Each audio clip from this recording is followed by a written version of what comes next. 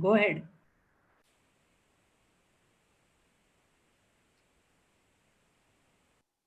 Good evening, everybody. Welcome to the second scientific program of Ahmedabad Family Physician Association. And I hope today's topic is very interesting. Family practice and the common presentation, investigations, and treatment guidelines. And today's speaker is none other than Dr. BP Nabin. He is professor of medicine at BJ Medical College, and he is nodal officer with the government of Gujarat. And as always, he is always guiding us whenever there is endemic or pandemic diseases. He also previously guide in chikungunya and dengue epidemic also. So I welcome Dr. Bipin Bhai, and we will ask certain questions to Dr. Bipin Bhai, and Dr. Bipin Bhai will give answer to that. So first, I request Dr. Kamlesh Bhai to ask question. Good evening, everybody. Thank you, Sanjay Bhai. एक तो शुरू करिए पहला. Thank you very much for kind words, and I'm happy that I'm again back to all seniors and colleagues. Actually, I will call all of you as a front warriors, because you are a primary contact in current epidemic. I would call myself as a second contact, and of course, I'm at a tertiary care. Special thanks to Sanjay Bhai, Dr. Kamlesh Lalla Sahib, Dr. Mehul for making this possible. And ગુજરાતીમાં કહું તો મેહુલે કંઈક મારો બહુ જૂનો photo શોધ્યો હતો જે મોકલ્યો છે, એટલે thanks to my wife, she got the same t-shirt which I'm wearing. So let us start the session. Thank you. Good evening, everybody. We'll start with the first question. Bipin Bhai, in our OPD, Yes. each and every patient correlate his complaint to COVID. So how to proceed from day one in such patient, and what are the leading questions to be asked? This is very, very common scenario, and basically you are asking what should be a clinical approach of a family physician if some patient comes to your clinic or an OPD. Yes. So let us go back to the all of you. See, everyone knows about COVID. I think I'm not going to talk anything new, but I will make it more systemic how to approach the particular issue. So all of you are aware, today only Government of India has released a new guideline for a clinical management of a COVID, which is from the Ministry of Health and Family Welfare. I would share that I'm sure everyone will have. It is released today evening only. I will share with Mehul Bhai. And as per that guideline, our own experience, first we should understand what are the common symptoms if you are suspecting COVID. If we know that common symptoms, then probably will be more familiar when we run the OPD. So I'll take 2 minutes more on this, the first question. All of you know that there is a fever, there is a cough. So instead of a 5 symptoms or a 3 symptoms, now the new guideline says that there are 8 or 9 symptoms. Okay.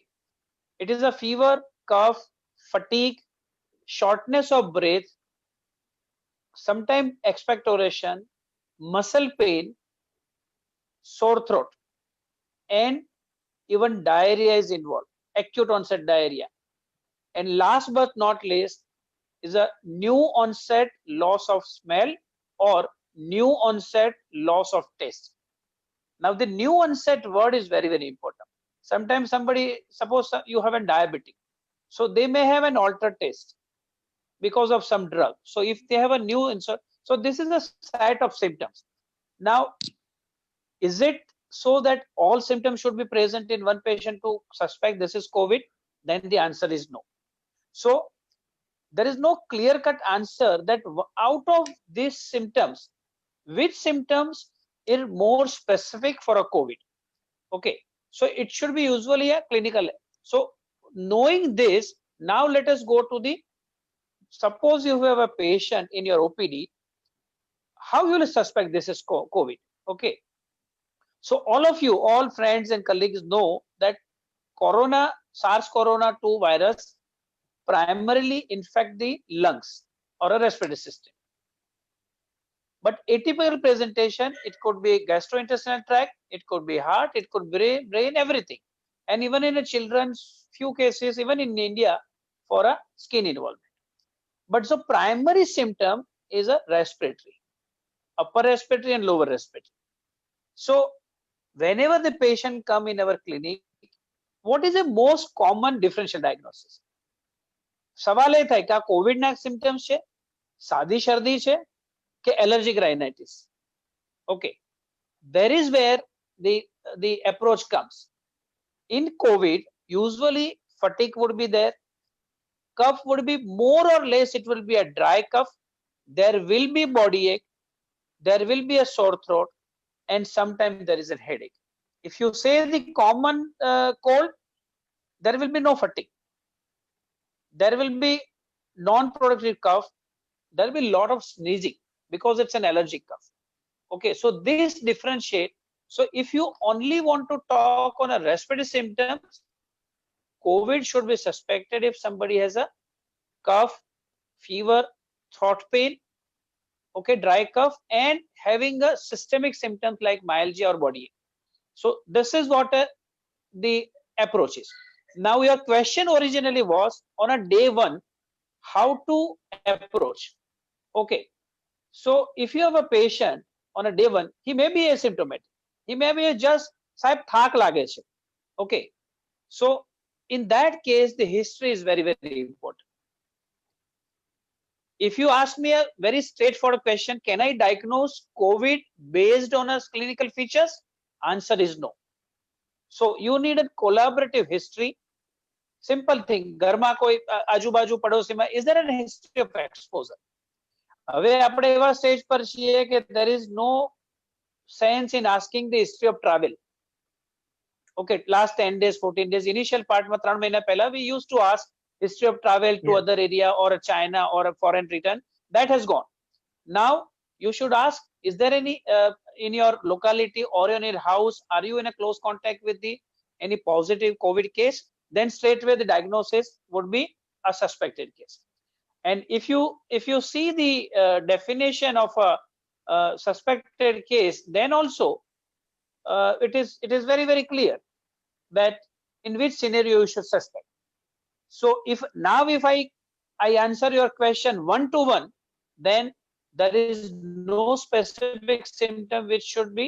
You need to take a history, you need to be more or over cautious, or you need to over diagnose that is it possibly a case of a corona? That will guide us. The another important, so here comes the history important. I would ask all the family physician to ask 3 or 4 questions to anybody coming to you. Number one, do you have any pre-existing illness, medical illness? Like, are you a diabetic? Are you a COPD patient or asthmatic patient? Are you a hypertensive? That is very, very important. We need to look age as a risk factor. All standard guidelines says more than 60 is a risk factor.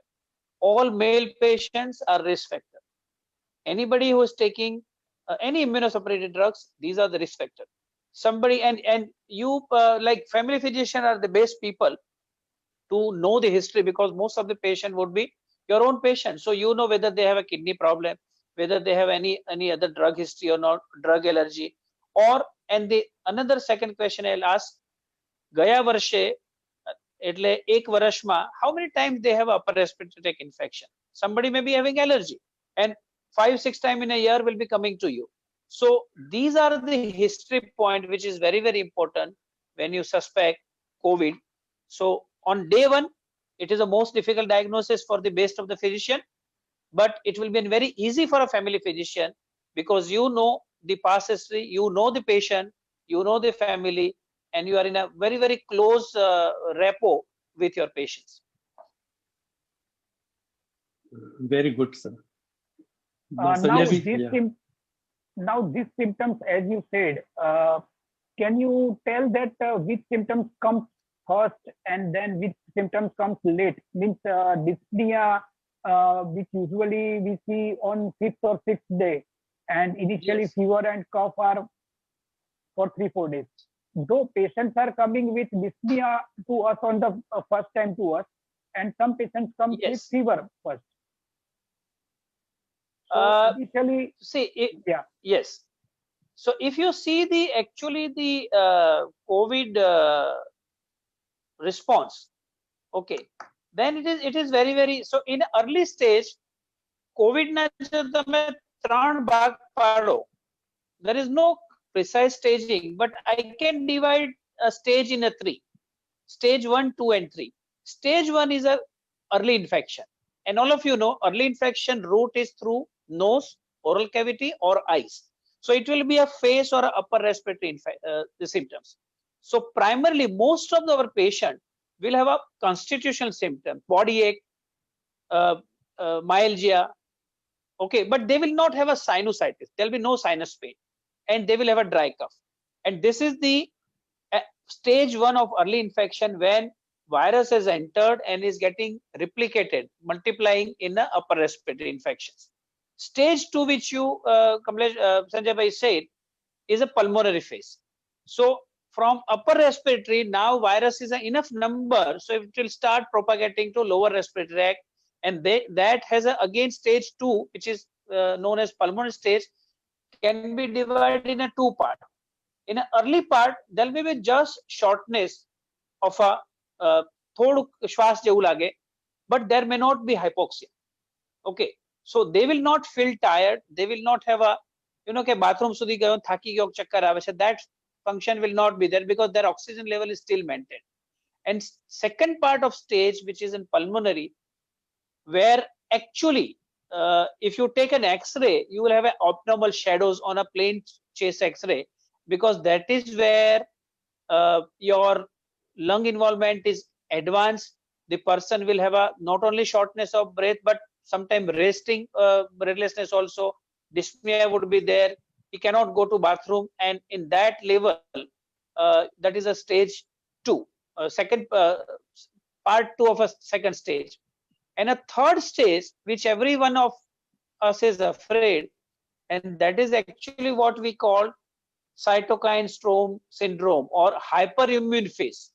Okay, so clinically, if I correlate, in a early infection, there will be a usually upper respiratory infection.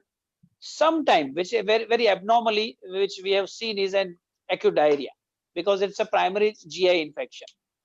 In because I am in a tertiary care, we have seen a lot of good number of patients with the neurological manifestation. They behave like encephalitis.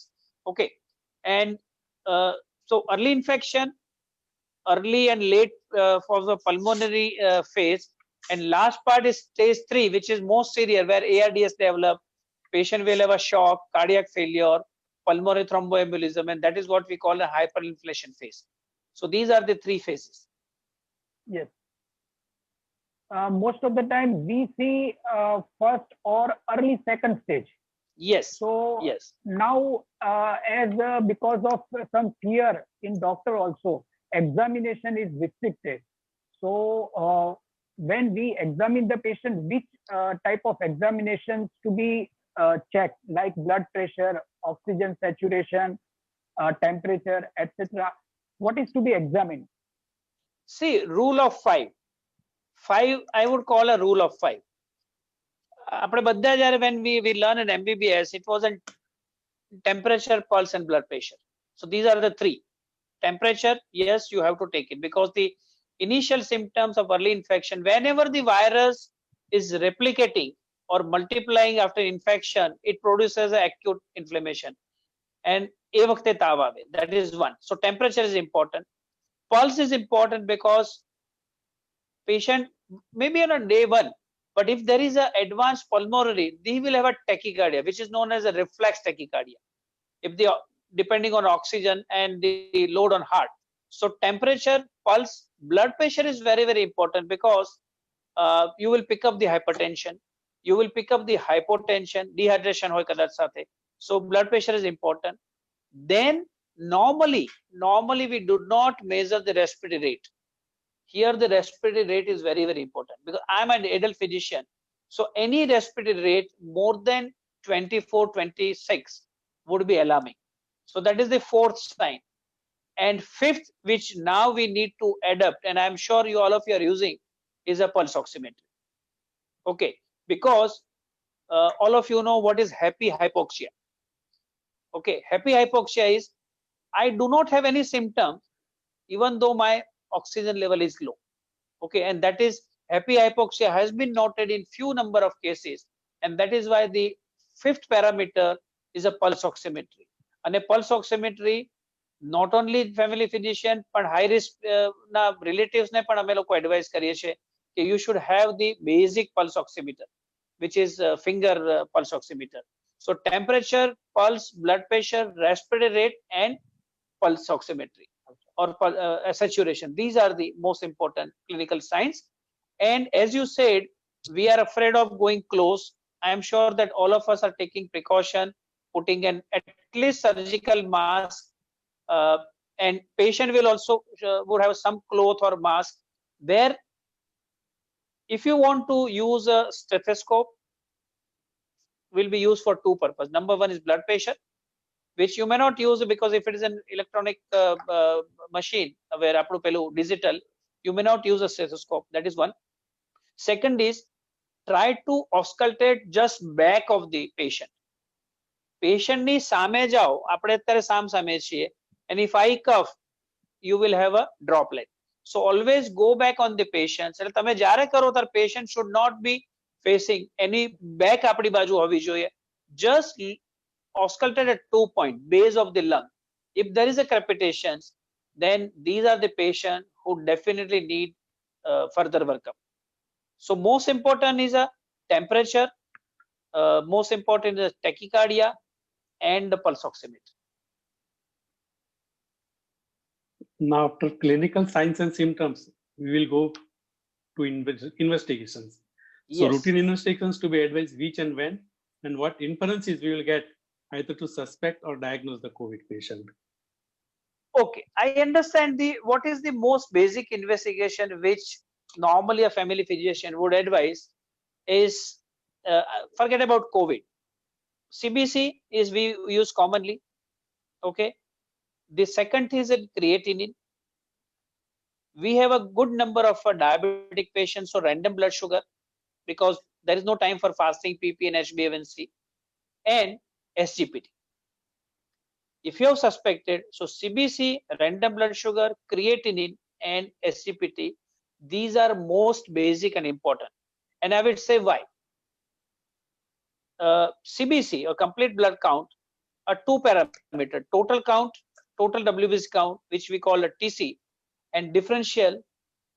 એમાં બે જોવાના, neutrophil and lymphocytes.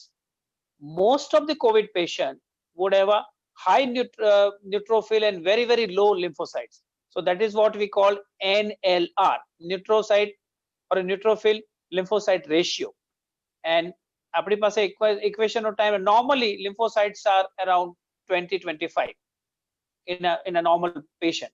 So low lymphocytes with a normal neutrophil or a high neutrophil, it is a hallmark. That is known as NLR, neutrophil lymphocyte ratio. SGPT is important because coronavirus, if there is a little moderate case, it will cause the high transaminase. So SGPT will go up. That is earliest sign. About creatinine, because good number of patients would have a acute kidney injury, and what drug you want to give, that also will be decided. So urea is not that important, but creatinine is yes. And the fourth, which I said, random blood sugar. So these are the most basic. And a moment you said that this is the respiratory symptom, if you're suspecting, next important would be a chest X-ray. Okay. Why the chest X-ray? Because as I said, 5 parameters of a clinical examination, which include a pulse oximetry, okay, oxygen saturation. So if your SpO2 is anything less than 94, normal range of 92 to 94 hoy. So definitely if your patient is having less than 94, That means this is the case who is having a probable hypoxia. And a second is an X-ray chase. So X-ray chase and hypoxia will decide what severity of category. Tomorrow next question I will say how to diagnose or confirm that this is a mild case, moderate case, or severe case. So mild case, X-ray would be normal. There will be no desaturation. So SpO2 is normal, more than 94-95%. Pregnant lady hoy to more than 95 is must. Non-pregnant adult ma and male ma, it should be between 90 to 94. So if there is a desaturation and X-ray positive, that is a straightaway case of a moderate. If there is a no desaturation, X-ray is normal, this is still mild case. So these are the most important investigation in a clinical practice. But I am sure that X-ray will take time. So most important will be a pulse oxy. So X-ray is important after how many days? If you have a symptomatic patient, any symptomatic patient with respiratory, especially tachycardia, low SpO2, you should get the X-ray, whether it is day 1 or day 2. Reason is patient would be coming to you today, but sometimes patient may not give the history because they એને જાતે એન્ટીહિસ્ટામિનિક લીધી હોય, આખા ગામને ખબર છે કે azithromycin તો સાહેબ આપવાના જ છે, so 2 દિવસ તો લઈને આવ્યો, so it may be day 3 or day 4 for his symptom, but consultation will be a day 1. Okay, so X-ray, if you suspect, X-ray is must. That's a minimum. Now, we doctors lot of time says that there are different markers. So what do you say about markers, and should we advise in initial 5 to 7 days of patient presentation? Yes. This is a very Sanjay bhai, this is the most important question you have asked. So how much you need to screen. So as I said, 4 investigation of an X-ray, CBC, SGPT, creatinine, and random blood sugar. Now, before I answer your actual question for a biomarker, the one most important point which we need to understand is whether your patient is having a high risk. And what is high risk? As I said, age and pre-existing illnesses or history of a drug. Hypertension. So yes, even on a day 1, if your patient is having mild symptoms, biomarkers should be done, because all of you know, all of us know that most of the mortality has happened in the people with the comorbidities. And second most important cause was late arrival or a late initiation of treatment. So as in front hand, if you have a case who is a mild but with comorbidities, definitely you should go. But if there is no young patient of 20-year-old, probably you may not get the biomarkers. But yes, basic biomarker in a mild case with comorbidity, answer is yes. All moderate cases, that means at family physician level, if somebody is having the low oxygen, X-ray is positive, definitely. And of course, severe may not, but severe may come with you to you in emergency. Okay, so whether you are going to treat that group or not, that will decide. But all family physicians should at least screen all high-risk patients with a biomarker. And now, what are the biomarkers? Biomarkers is actually a short term which we use for a biological lab markers for a hyperinflation, which I said the hyperinflation is what I call acute adult respiratory distress syndrome, which is known as hyperimmune or hyperinflation stage. And which are the biomarker? Most important is a C-reactive protein, CRP, LDH, lactic dehydrogenase. Okay. Then D-dimers, ferritin, and IL-6. Okay. So in a tertiary care, what we use is CRP, LDH, interleukin-6 level, D-dimer, ferritin. We get 2 cardiac marker also, which is known as a troponin and proBNP, because a myocarditis or myocardial dysfunction would be detected by this biomarker.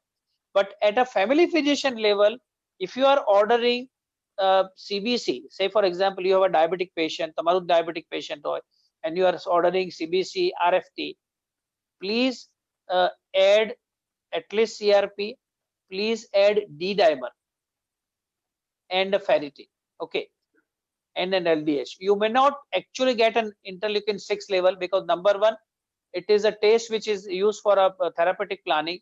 You may not get a troponin, but CRP and a D dimer એ બે test જો આપણે કરીએ તો especially high risk વાળા patient માં you can early pick up, and if somebody is a high CRP or a high D dimer, probably that patient even with the mild symptom we need to do a proper management at the indoor level.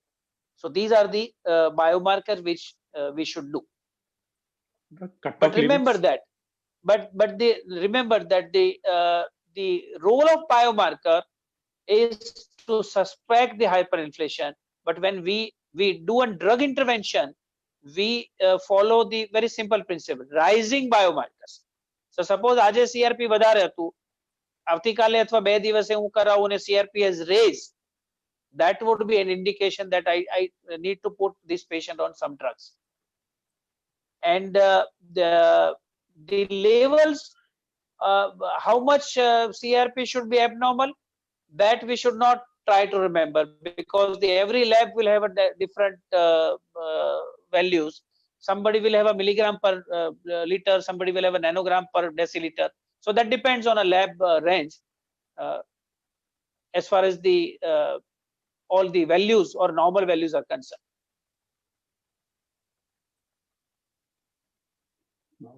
Sanjay, will you ask something? Yes, sir. Now, can you tell something about HRCT, sir? Yes, HRCT is a hot favorite topic. High resolution CT is a quick method, that is one. It does not require any contrast injection, and it is just કદાચ ઘણા બધા આપણા સગામાં કે પોતે કોઈ કે કરાવ્યા હશે. It hardly once you are inside the machine, it is hardly 2 to 3 minutes. Okay, it's a quick test. But why HRCT is in place? Because it has a more sensitivity than the X-ray, that is one.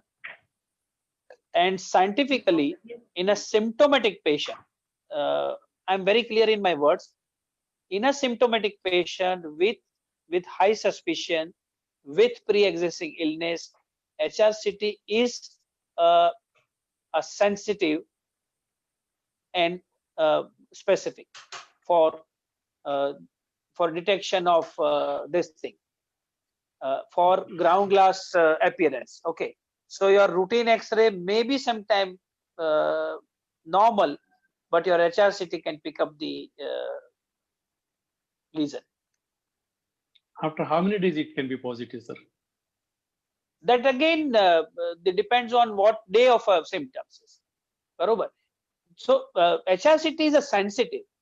Okay, even X-ray is sensitive, but the sensitivity of HRCT is more. But if you ask a specificity, then it is not 100%. Suppose tamari પાસે lesion આવ્યું, is this lesion confirm COVID? Then the answer is not 100%. And any day, if somebody have no respiratory symptom, then your HRCT also will not pick up anything. But few reports have come that simple તમારો X-ray કરો અને એમાં કઈ ના આવે, but if there is a high risk, if there is a simple thing, if somebody says કે મને થાક બહુ લાગે છે, એક જ હોય aged patient કે I'm getting tired, there is a chance that HRCT will be positive.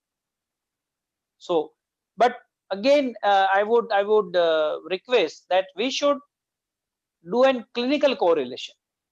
Yes, sir. Because day 1 બધાનું HRCT કરાવો, then if the patient does not have symptoms, then HRCT will be negative, and day 5 he may require a second HRCT or X-ray test.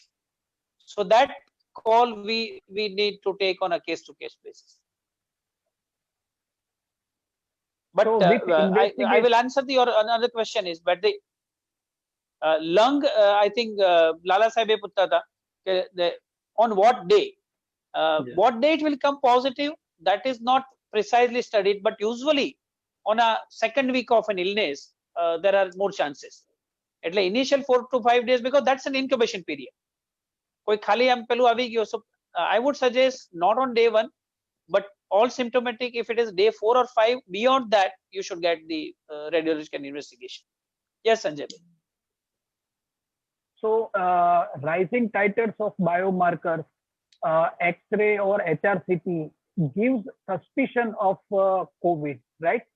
So Yes. on that ground, we can say that this patient has to be investigated for COVID, RT-PCR, Yes. right? Yes. So as you also know, now MD physicians can order RT-PCR, but Yes. family physician cannot order that test. So Yes. at our level, we have to refer this patient to MD physician or to any government hospital to do RT-PCR, right? Yes. So this rising biomarker level and HRCT positive and clinically, if patient saturation is oxygen saturation is low, that patient has to be referred, right? But before we concerned about the reference or how to treat patient at our level, let us discuss regarding treatment of the patient. Now patient is coming on initial 4 to 5 days. So what treatment we should recommend? So again, that depends. That is what I was referring to disease categorization or a severity scoring. Now, if you know the how you can actually decide the severity. Okay, so to suspect COVID is a one aspect of clinical approach. That okay, this is probably a COVID patient. Severity is important because that will decide the treatment. So when I say the mild, moderate, severe, these are the confirmed cases. Okay, remember difference. Suspect is RT-PCR is not there. Okay, so you will think whether you should go for RT-PCR or if there is a high suspicion RT-PCR GP તમારા family physician से ना થતું હોય, तो you have at what is one, you can put in biomarker especially with the comorbidities, and you have an HRCT. So now the HRCT is positive, your biomarker is high, but there is no COVID test. Okay, you said that you will require physician, but in a positive patient or clinical severity is of a 3 type: mild, moderate, and severe. So a suspect or a confirmed case, what is mild? The symptoms is mild, pulse, SpO2 is normal, X-ray is normal. Okay, this patient, I will take your answers together only. This patient, as you all of we are aware, that this patient can be managed at home isolation or at a COVID care center. Okay, so what you require? You have a mild symptom like simple sore throat, no high grade fever, just headache, X-ray or your radiology is normal, SpO2 is normal. This patient can be managed at home or at a COVID care center like Samras Hostel અથવા ઘણા બધા centers છે અમદાવાદ સિટીમાં. Now when this patient is at a non it is kind of a community center, okay, or at home, so it will be our duty to ask them that you will report, if this patient should report to us if there are some medical problem, persistent high grade fever. એટલે mild symptom ને તમે ઘરે જવા દો તો પણ તમારે એને 4 થી 5 વસ્તુ કહેવાય. Number 1, persistent high grade fever, he should immediately contact a medical consultation. If you feel a breathlessness, more weakness, tiredness after returning from toilet, તમે જોયું તારે એને થાક નહોતો લાગતો, day 3 he said સાહેબ washroom થી પાછો આવ થાકી જવાય, that's an alarming sign because he may not have a pulse oximeter. So this is a sign of hypoxia. If relative says that he is not able to speak one sentence, interruption થાય, સળંગ એક વાક્ય નથી બોલી શકતા, and oral intake reduced થાય because loss of appetite, or these are the signs of a worsening clinical situations. So that is about a mild one. About moderate, which I already said, moderate is what? Moderate is there is a respiratory involvement or there is a pneumonia, but there is no sign of severe disease. So these are the case where your SpO2 will be in the range of 90 to 94, but it is not low. And this patient required hospitalization.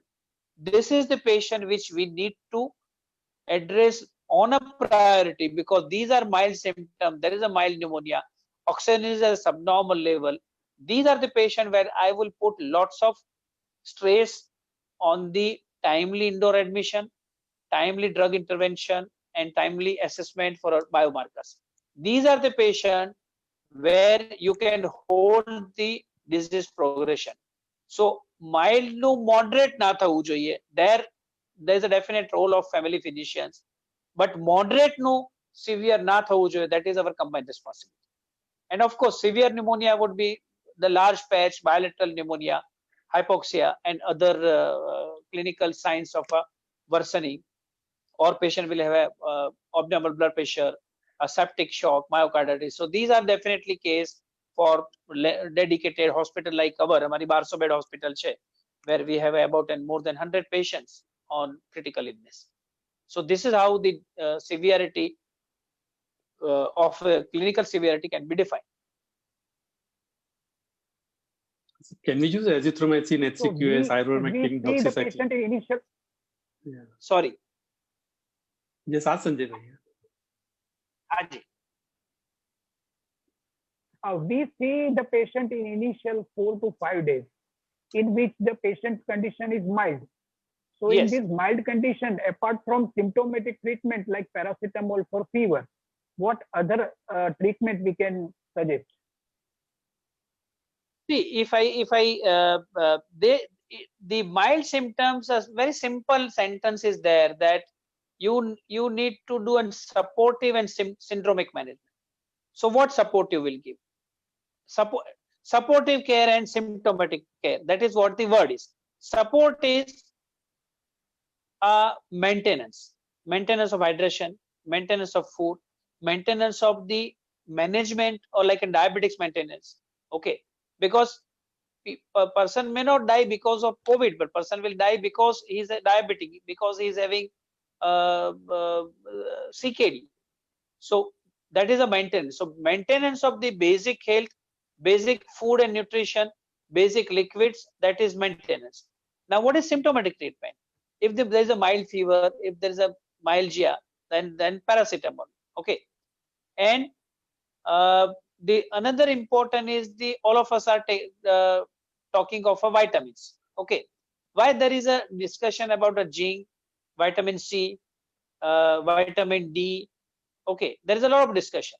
So the common question is asked by patient, relative, and medicos that is there a role of zinc? Is there a role of vitamin C?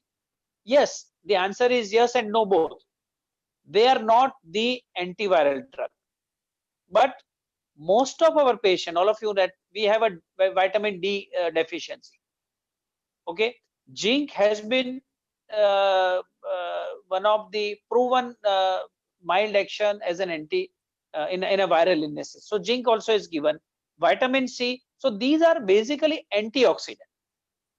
Antioxidants, when you give, when there is a hyperinflation, inflammatory marker related injury in a vital organ would be little bit reduced if there is a antioxidant. Okay, so that is a theoretical role. So we should give the if there's no contraindication. So supportive management is you support with nutrition, you support with the liquids, you support with them bed rest, you support in their diabetes and hypertension management, you support with them maintaining the nutrition, including a micronutrient like B12, D3, બધું જ આવી ગયું. Now, what is the symptomatic treatment? Is there a fever? Yes, you given paracetamol. Is there a anywhere pain, or is there a just dry cough with the lot of itching? You can give a cough suppressant. You can give the simple cough suppressant or cough expectorant. Okay. Can you give a lozenges? Yes. You can advise them to do a gargles, like any antiseptic or warm water gargles. We can advise garam pani athwa garam pina pivana. So that will give a soothing effect. Okay. So that is what the mild. But I would again come back to that. Yes, always convey to the patient and relative that these are the signs of worsening disease. They should report immediately. And if you have a high SGPT, if you have altered creatinine, if you have a lymphopenia, then this is the case which need treatment even in the mild case. If you have altered basic biomarkers on a day one, when you have like if you have a CRP high, these are the patient who will not be, we are not justified to just give a symptomatic treatment. These are the patient who need a further consultation or the hospital care. And of course, all mild and severe, I have already said, they require the hospitalization and the proper care. Regarding antibiotics, sir, azithromycin or doxycycline? Any basic antibiotic. See, what is the role of, why the azithromycin is a hot favorite? Because azithromycin, and why the doxycycline? Because they have some antiviral activity. But if you ask me, is there a role of azithromycin for COVID? Probably questionable. Okay. And even today, today's Government of India guideline has actually removed the azithromycin. Okay. So, but if you find some way, throat examination, but if there is a high grade fever, it is a basic antibiotic which you can give. The advantage with the azithromycin is, yes, it has a mild antiviral effect. Number two, it has the dose frequency is very, very convenient. દિવસમાં એકવાર લેવાની. તમે Augmentin કે કંઈ પણ આપો. So we are actually trying to cover community acquired infection also. But most of the studies in a COVID, there are no bacterial infection recording, even in a severe patients. So there is a very limited role of antibiotic. Doxycycline has been used even in a dengue fever as an antiviral action. So now people have started, but there are no scientific data whether it is effective or not. But if you have to choose one antibiotic, probably yes, azithromycin, doxycycline would be a choice of an antibiotic. And I think Lala Sahib said in ivermectin, again, there are no study except the Bangladesh data. In our city, few consultants have already started using either a 2 dose of ivermectin. We are not using because currently there is no supported data. Trials are ongoing. But if you ask me, I'm not using an ivermectin.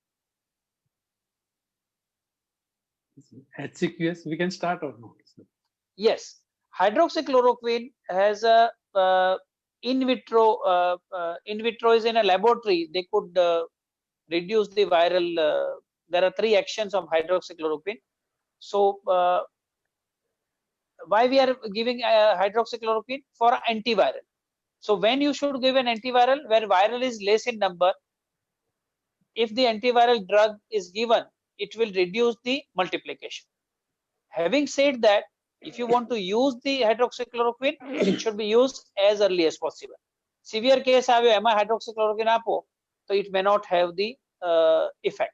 And that's why today only those who are aware of a Government of India guideline, initial guideline was saying that we should use the hydroxychloroquine in a severe case. It is an off-label use, off-label or a repurpose. The primarily hydroxychloroquine is a drug for a rheumatic conditions. But here the purpose of using this drug is for antiviral actions based on the laboratory data. Lots of trials are going on, but as of today, if you have to use in a patients where in early cases you should use in hydroxychloroquine. In India, we are not using in 10 days. It's an 5 days course which we should do. Day 1 we give a loading dose and another 4 days maintenance dose. We need to be very, very careful in a cardiac patient. We need to be careful like azithromycin. So most of the time azithromycin, hydroxychloroquine can do an QT prolongation. So sensitive patient, ischemic heart disease patient having arrhythmias, history on some cardiac drug, you should be very, very careful. If you want to give an hydroxychloroquine to any patient who's in more than 40, 45, ECG is the basic minimum investigation. And when I say the ECG, ECG ma cardiac ischemia the QT interval. myocardial infarction માટે નહીં, QT interval. Okay, and QT interval is easy to calculate. Most of the automatic machine will give the calculated this thing. So any QT interval more than 450 or 500 millisecond, it is contraindicated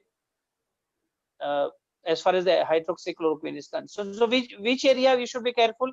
Aged patient, having history of myocarditis, somebody is having a kidney problem, and somebody on other drugs. કારણ કે normally આપણે drug interaction બહુ યાદ નથી રાખતા, બરોબર? So drug interaction નો ખ્યાલ ના હોય ત્યારે we should be careful in using an hydroxychloroquine, or for that matter chloroquine also.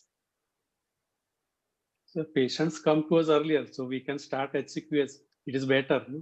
Yes. As per you. Yes, if there is no contraindication. Okay. Yes. Similarly, as you said, the second stage is inflammation or hyperinflammation. So, do you think anything to be given to prevent that hyperinflammation stage, like any steroids or anything we can give in an early stage? Similarly, aspirin-like drugs, which can prevent these DIC-like complications. Sanjay bhai, can you repeat the question? I lost the audio link. Yeah. As you said that the second stage is hyperinflammatory stage, right? Can I you think hear there's my some Bipin? problem with the audio.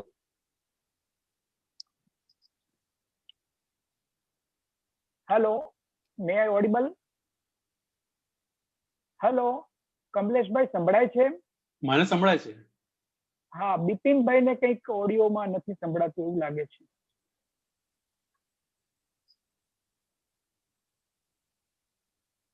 Let's wait. Hello. He is having some issues. Sir, સાહેબ meeting માંથી disconnect થઈ ગયા છે. 2 minute wait કરીએ આપણે. હાજી. No, I'm online. Okay. Yeah. સાહેબ સાંભળી Now શકો છો you મને? can- Hi, Yeah. yes, I can Pragneshbhai listen. સંભળાય છે હવે બરાબર. સંભળાય. Okay. Sanjaybhai go Can ahead. you, હા, બિપિન ભાઈ, as you said હાજી. that the second stage is a hyperinflammatory stage, stage 3 hyperinflation. hyperinflation. Ha, So- ha. So can we give any steroid to prevent that stage? Steroid.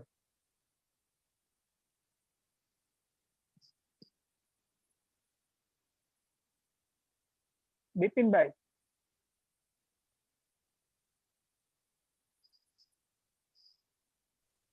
બિપિનભાઈ?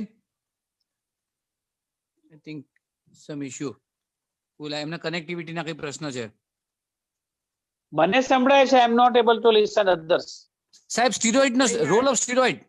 હવે સંભળાયું સાહેબ તમારું. હા, એટલે હું એટલું સમજ્યો કે હાઇપર ઇન્ફ્લેમેશન ફેઝ પર what to do or what we are doing. Is that a question? To prevent that stage, can we give steroid? We can give early it our stage- level. Yes. At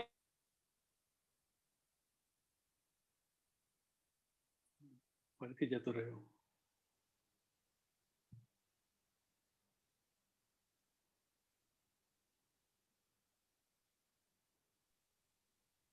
am I audible? Yes, yes, yes. Yeah, you are audible. I think question એવો હતો કે તમારા લેવલે steroid આપવા કે નહીં. Yes, sir. Yes. Okay. Yes. See, number one, the corticosteroids is a good drug, but the steroid has two very specific issue in a COVID. Number one, it should be a low dose steroids. Number two, it should be a short course. And third, it should be injectable. Okay. Now, so what for? I'm sure I'm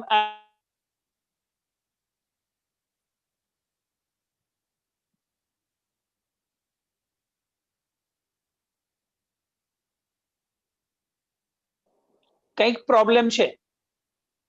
હા, એ તમારા લેવલે છે. ના બિપિનભાઈ મને તમારો અવાજ સંભળાય છે પણ મારો પછી કનેક્શન જતું રહે છે. હવે સંભળાય છે હા, સાહેબ, તમારો વચ્ચે આવી અવાજ જાય છે. પછી તૂટી જાય છે.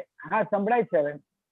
હા, એટલે the answer is that as a family physician, can you use a steroid?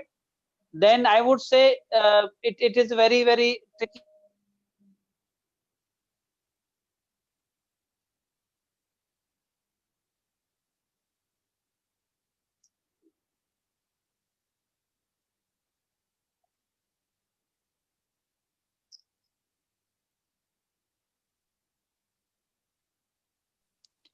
કંઈક ઇશ્યુ થયો પાછો. હેલો. सर डॉक्टर बिपिन का वीडियो और ऑडियो ज़्यादा कनेक्टेड नहीं रह रहा है. હા, એ બંનેમાંથી કનેક્ટેડ. હવે સ્ટાર્ટેડ અગેન. સાહેબ તમે અનમ્યુટ કરો. Yes Mute. Am I audible? Yes yes sir. Yeah. I think તો કદાચ મારા હવે ક્લિયર છે ને, મારા નેટમાં કઈ પ્રોબ્લેમ હશે આઈ થિંક. હા. ઓકે, the question એવો હતો કે હાઇપર ઇન્ફ્લેમેશન ફેઝમાં સ્ટેજ 3 માં at a family physician level should we use a steroid or not? Okay, so my Just to prevent કેમ કે Yes. હાઇપર ઇન્ફ્લેશન થઈ Yes. ગયા પછી તો અમારા હાથમાં નથી કશું, yes. પણ અમે કઈ so કરી yes, શકીએ એને so- પ્રિવેન્ટ કરવા માટે? So I'm coming to that. Number one, and મેં શરૂઆતમાં કહ્યું કે biomarkers decide and the low oxygen decide whether this patient is having hyperinflation. So if your 1 CRP is high, if your D-dimer is high, okay, a single CRP or D-dimer may not be indication for use of steroid, because steroid has a in general it has a more of a problem than the solution. Okay, so I would not advise to give a steroid something एक shot આપીને પછી you send to a drug or to the treatment center. The answer is no. So it is a rising titer of a CRP. So even if we have a bad pneumonia, bad lung, we do not give steroid on a day one. We have to document that ventilation is proper, oxygen support is proper, and after that if patient is still having the adequate ventilatory support despite that person is having hypoxemia and rising biomarker, that is an indication for steroid. So I will not advise. I have seen the few prescription of a tablet prednisolone 1 TID. I would not suggest that.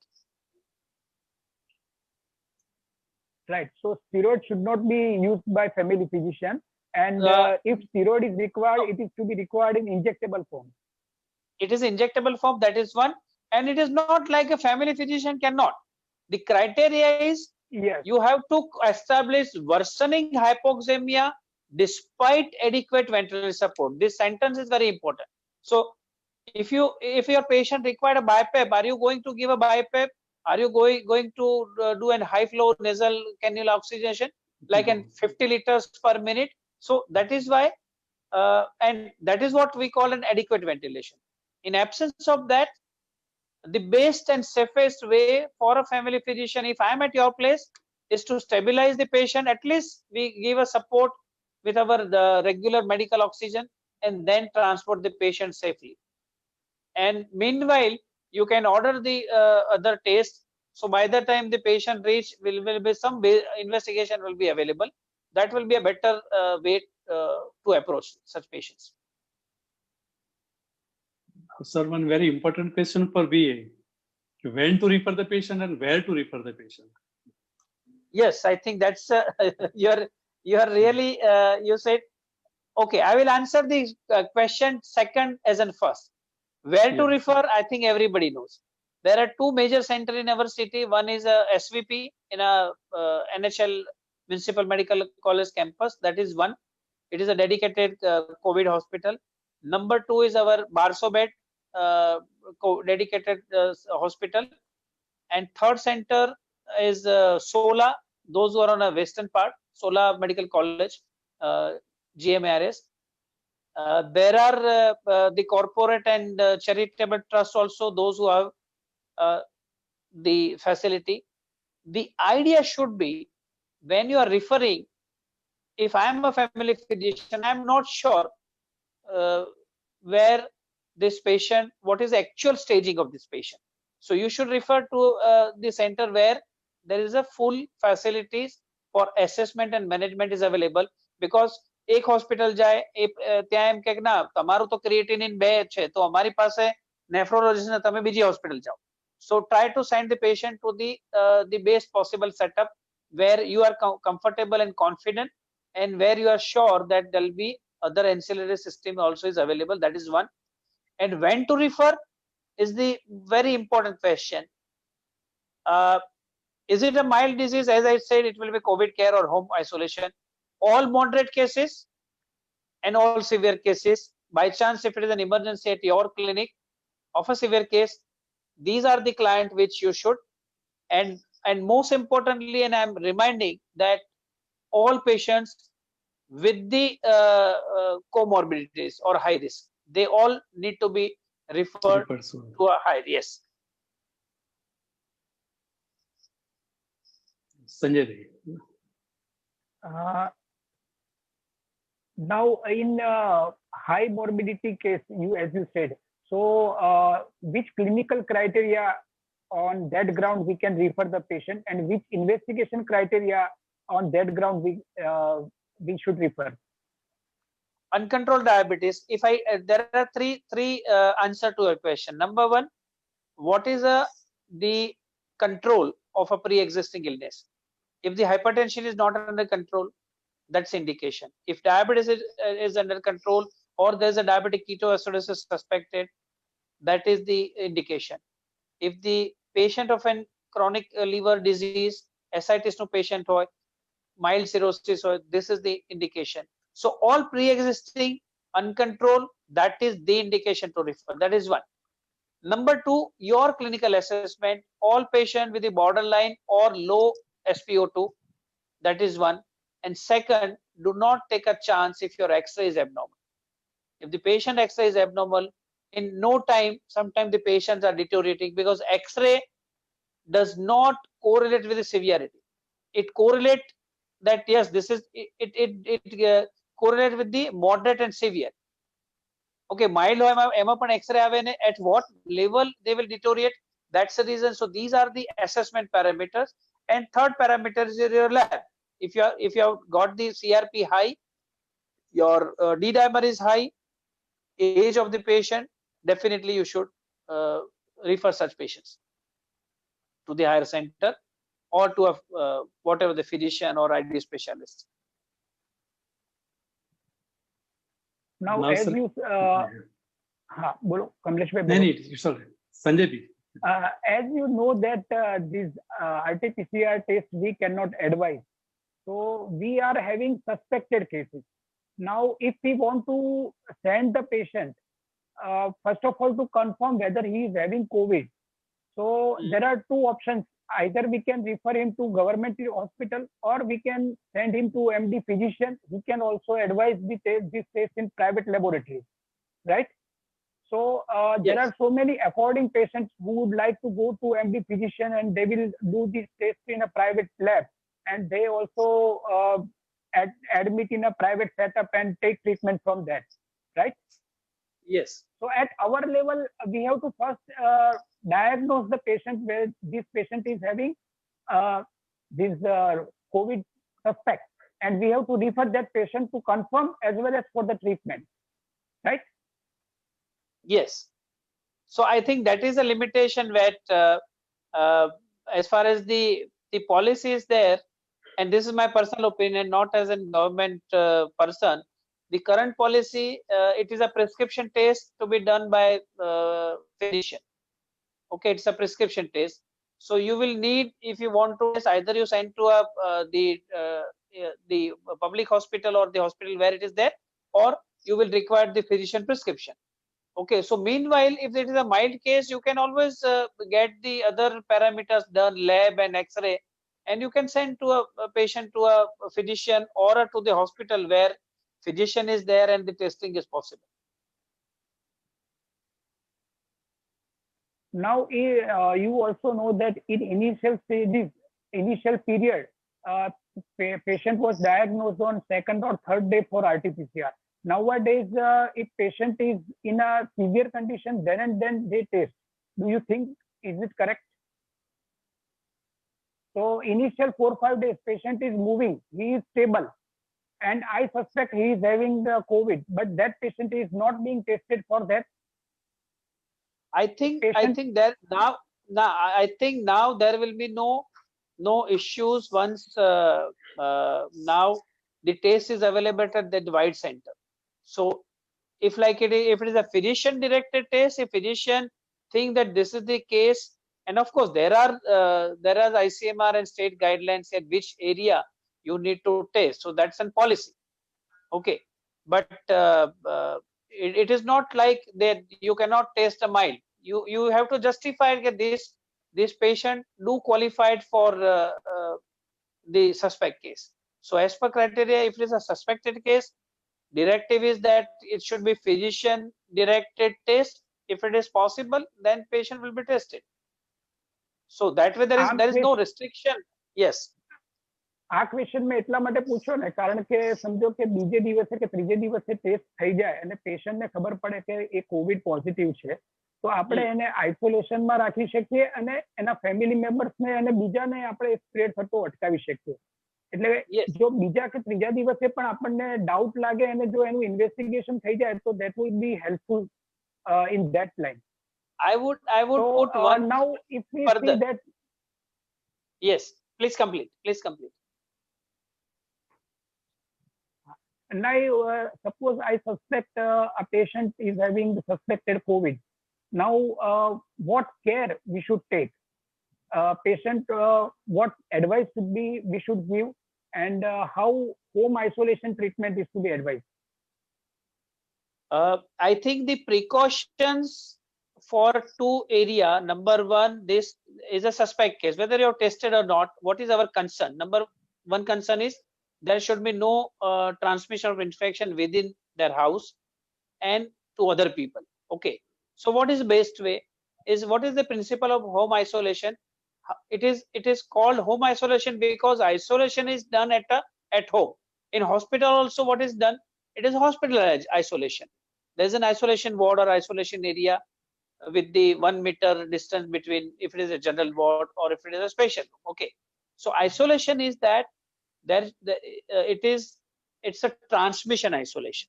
So a suspected or confirmed, both patient should have at least basic surgical mask. 3-layer surgical mask or medical mask is more preferred, if nothing, because we may have all kind of finance stage of patients. So some kind of even cloth mask which will reduce the trajectory of the respiratory exhale secretion. એટલે secretion દૂર સુધી નહીં જાય, so it will block. So that is actually isolation. Okay, within the house you should teach them cough etiquette, using a cloth or a medical mask. If there is a provision of a separate room, well ventilated, they should be confined to that room until the test is available or possible. That is one. So this is what an isolation is. But most important part, everyone stress on using a mask. But equal important is a hand hygiene and hand washing. Okay. If the patient use the mask અને દરેક વખત આમ નાક ખંજવાળે, નાક સાફ કરી પાછું mask ચડાવી દે, and if he do not wash the hand, he would transmit the disease by fomites. So equally important is the hand hygiene. So these are the basic. Whether you suspect, is it a suspected case or confirmed case, a mild case at home, these are the basic thing. And the simple tips like ઘરમાં 4 જણ હોય, husband wife ને 2 બચ્ચા હોય, so dinner or lunch should not be at the same time. Male patients are suspected હોય, so he should not be having food on the same table or at the same time. They can change. એ જમી લે, પછી 10 minute પછી બાકીના બેસે, that kind of. And every time the hand hygiene is very important. Okay, so these small tips will save the concern that the patient will not have the transmission within the area.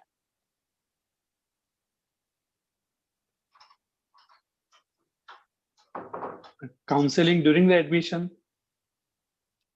of family members here. I think how you basically, number one, you have to assure your patient. So patient ને તમે એમ કહો કે તમને corona જેવું લાગે છે, so સૌથી પહેલા તો they would be under a lot of stress. So as a medical person, we can say that every COVID is a very basic principle that, you know, all of you know that 70, 80 or sometimes 90% of the cases are mild and they do not have, there's a large number of patients who have recovered and survived. So assure the patient, guide the patient properly, because the family physicians are the, as I said, the real front fighters. So મારું નહીં માને પણ લાલા સાહેબનું વધારે માનશે, because they are coming to you since decade. So assure that this is not the deadly disease. If everything is taken care on time, that is very, very important. ઘણી વાર એવું rejection આવે કે સાહેબ તો કહે છે પણ મને કોરોના જેવું નથી લાગતું. Okay, so these are the client where you need in counseling. Number two, counseling when you are, you know, patients is admitted and relatives are known to you. Patient is in a COVID hospital, relative will come and they all have a WhatsApp copy of all reports, even the X-ray. Patient ત્યાંથી પણ મોકલી હોય તમને એના સગાને લઈને આવે reports. So then that counseling is done with the admitted patient. But most important counseling is those who are at home with a mild disease and those who are discharged from a COVID center in a positive case. Post discharge, ખાસ અગત્યનું છે કે at least 7 to 10 days minimum after discharge, a home isolation is important, and it is for a two reason. Number one, there are very, very less chances that they will transmit the disease, પણ એ લોકોને બીજા કોઈ issue ના થવા જોઈએ. So post discharge counseling is very, very important. So pre-admission and post discharge patient counseling. During admission of the case, relative counseling is important, and we need to give a correct message with the medical scientific evidence that આટલી વસ્તુ થઈ શકે, આટલી વસ્તુની चिंता કરવાની જરૂર નથી. So counseling is at such is a large topic, but I will just define the areas. Sanjay bhai. So thank you very much, Dr. Bipin bhai. તમે આજે ઘણા બહુ કોરોના પેશન્ટ વિશે ખૂબ જ એક બે ક્વેશ્ચન ઇમ્પોર્ટન્ટ પૂછેલું બિપિન મિશ્રા. ફેમિલી પ્રેક્ટિશનર્સ ને Sure, સાહેબ, we પૂછો. are very much thankful to you. Sanjay Now, ભાઈ any એક બે ક્વેશ્ચન questions? ખાલી પૂછ્યું. Suppose our staff member or a salesman in establishment fall ill, either a simple fever or a COVID positive, how many days we should not advise him to join the duties? So your question is in a two part. Simple fever, non-COVID. I think you are referring simple fever in a non-COVID. Non-COVID. Simple fever, non-COVID. But we do they not can know also- it is a simple fever or a COVID Yes. fever initially. So until the at least 3 days of fever, minimum 3 days tav na aayo hoy, they should be allowed. That is one. And about COVID positive, that is a specific question. Yeah. COVID positive,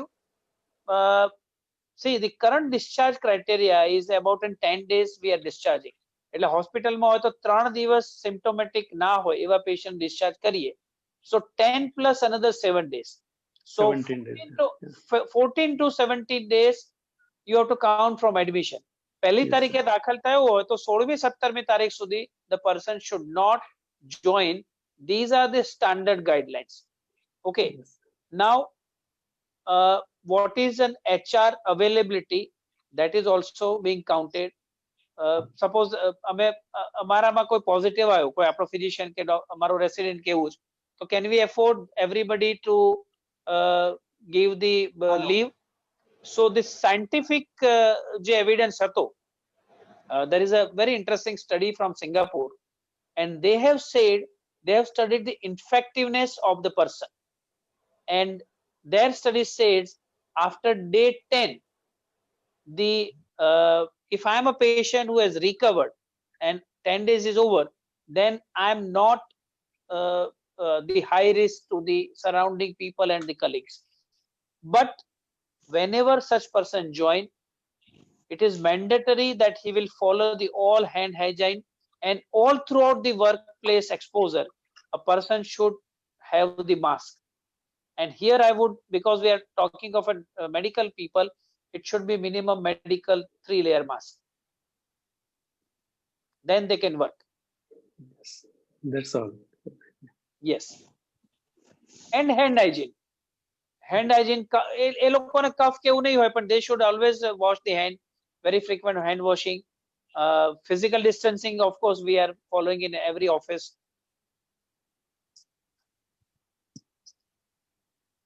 We can conclude now, no, Sanjay?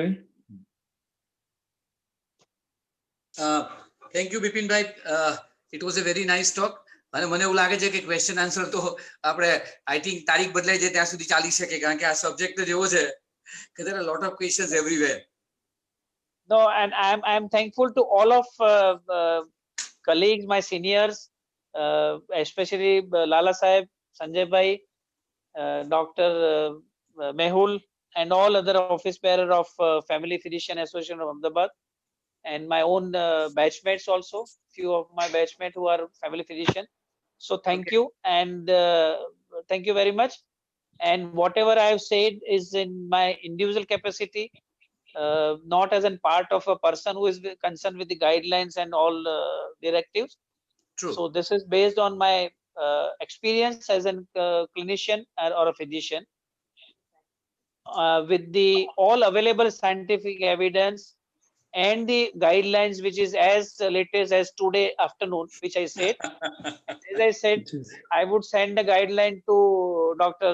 Shelat, so he can transfer. I'm sure everybody is having the today's document, પણ હું મેહુલ ભાઈને મોકલું છું. And thanks સાહેબ, once again to all of you. સાહેબ આટલું બધું continuous એકે બીમારીમાં ભણ્યા નથી. I know, સવારે yes, સવારે પ્રિસ્ક્રિપ્શન લખ્યું સાંજે બદલાઈ જાય સાહેબ. I know. Even I'm also passing through the same stage. એટલે કંઈક જવાબ આપતા પહેલા જોઈ લેવું પડે કે બદલાયું નથી ને. આપણા કરતા 50% તો ફેમિલી, આપણા કરતા લેમેન 50-60% તો જાણતા થઈ ગયા છે. I know. અને સવારનું છાપું વાંચે છે, ઘણીવાર મારા પેશન્ટ પૂછતા હોય, so I answer that હું છાપું નથી વાંચતો ને, it is reality. I don't read a newspaper. So it is so quick science. Yes, So yes. thank you very much, and I am sure that I have done some contribution. અને મેં કદાચ કશું નવું નથી કીધું, it may be in a different way, because all our previous colleagues and we have a very good physicians and ID specialists. So I tried to answer whatever was અને તમે discussed સાહેબ today. અમારા family physician test નથી કરાવવા મળતું, એનું જરાક દુઃખ ઓછું કર્યું. Okay. Thank you, sir. Thank you very much. Thank you, Kamlesh Thank bhai, you, Sanjay sir. bhai, Thank you. for the Thank you all. nice and covering all the best possible questions. Thank you all. Bye. Thank you. Bye. Thank